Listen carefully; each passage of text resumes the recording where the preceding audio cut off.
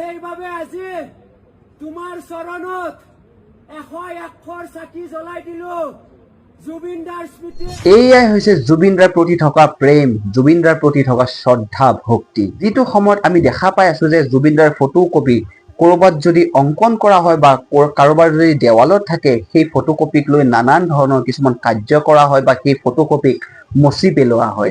ঠিক এই সময়তে এজন যুৱকে কি কৰিলে চাওকচোন, কেদাৰনাথ মন্দিৰত তেখেতে উপস্থিত হৈ জুবিন দাৰ বাবে, জুবিন দাৰ ন্যায়ৰ বাবে সেই যুৱকজনে, যিহেতু আপোনালোকে চাইডত দেখা পায়ে আছে কিন্তু আপোনালোকে মন্তব্যখিনি শুনিব, সেই যুৱকজনে কি কৰিলে, 100 এগছি চাকি বন্তি জ্বলাই বা প্ৰজ্বলন কৰি জুবিন দাৰ ন্যায় হকে প্ৰাৰ্থনা কৰিছে বা জুবিন দাৰ ন্যায় যাতে সোনকালে পায় তাৰ বাবে প্ৰাৰ্থনা কৰিলে।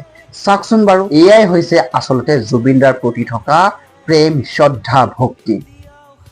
মহাদেৱ, তোমাৰ ভক্ত জুবিন দা এতিয়ালৈকে ন্যায় পোৱা নাই মহাদেৱ, আৰু সেইবাবে আজি তোমাৰ চৰণত 101 চাকি জ্বলাই দিলো জুবিন দাৰ স্মৃতিত। আশা কৰো অতি সোনকালে জুবিন দাই ন্যায় পাই যায়।